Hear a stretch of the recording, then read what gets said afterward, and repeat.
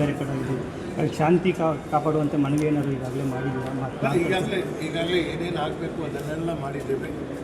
ನಾವು ಸರ್ಕಾರದಿಂದ ನಾವು ಏನು ಕ್ರಮ ಜರುಗಿಸಬೇಕು ಅದನ್ನು ಈಗಾಗಲೇ ನಾವು ಮಾಡಿದ್ದೇವೆ. ಪೊಲೀಸ್ ಆಯುಕ್ತರು ಕೂಡ ಏನು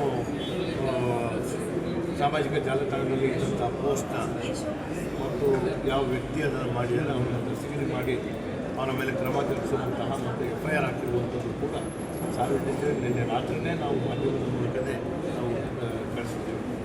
ಈ ರೀತಿ ಆಗಬಾರ್ದು. ನಾನು ವಿನಂತಿಯನ್ನು ಕೂಡ ಮಾಡ್ತಿದ್ದೇನೆ.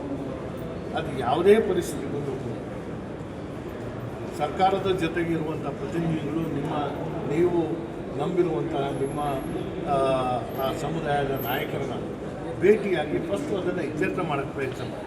ಅದು ಆಗಿಲ್ಲ ಅಂದಾಗ ಬೇರೆ ರೀತಿಯಲ್ಲಿ ನಾವು ಕ್ರಮ ತಗೊಳ್ಳೋಕ್ಕಾಗುತ್ತೆ.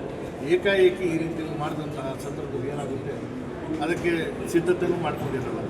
ಅದನ್ನು ಹತೋಟಿಗೆ ತರುವಂಥದ್ದಕ್ಕೆ ಅವ್ರು ತಗೊಳ್ಳುವಂಥ ಕ್ರಮಗಳು ನಾಳೆ ಅವ್ರಿಗೆ ಏನೇ ಮಾತಾಡಿದ್ರು ಸರ್ ಇಂಥದ್ದು ಆದಾಗ ನಾವು ಹಿಂಗೆ ಮಾಡಿದ್ವಿ ಅಂತಾರೆ. ಸೊ ಅಂಥದ್ದಕ್ಕೆ ಅವಕಾಶ ಮಾಡಿಕೊಡಿದ್ರೆ ನಾವು ಇವತ್ತು ಶಾಂತಿಯನ್ನು ಕಾಪಾಡಿಕೊಂಡು ಅದನ್ನು ಒಂದು ಶಾಂತಿ ಪ್ರದೇಶವಾಗಿ ಮುಂದುವರಿಸ್ಕೊಂಡು ಹೋಗುವಂಥದ್ದಕ್ಕೆ ಎಲ್ಲ ಸಹಕರಿಸಬೇಕು.